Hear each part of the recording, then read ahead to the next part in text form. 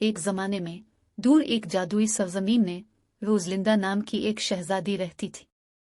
अगरचे वो एक शाही खानदान से आई थी जिसने एक खुशहाल ममलुकत पर हुक्मरानी की थी, रोजलिंदा के पास एक राज था। वो अपनी उंगलियों से स्ट्रॉबेरी उगाने की फितरी सलाहियत के साथ पैदा हुई थी। रोजलिंदा जहां भी जाती पके हुए बीर की मीठी खुशबू आती।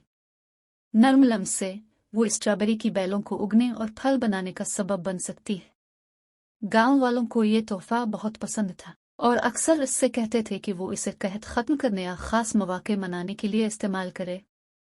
लेकिन रोजलिंदा ने खुद को तन्हा महसूस किया, क्योंकि उसे डर था कि अगर दूसरों को उसकी ताकत का पता चल गया तो वो इसे गैर फितरी समझेंगे। एक मौसम गर्मा में रोजलिंदा के खानदान ने एक अजीम गेंद को इस उम्मीद में रखा कि वो एक दिलकश शहजादे से मिलेंगी।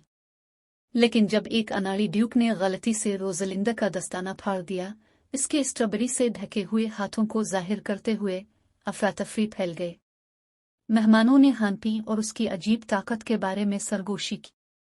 परेशान रोजलिंदा रोते हुए बागात में भाग गए। ये वही था कि इसकी मुलाकात साइमन नामी स्टेबल बॉय से हुई जो बागबानी करता था।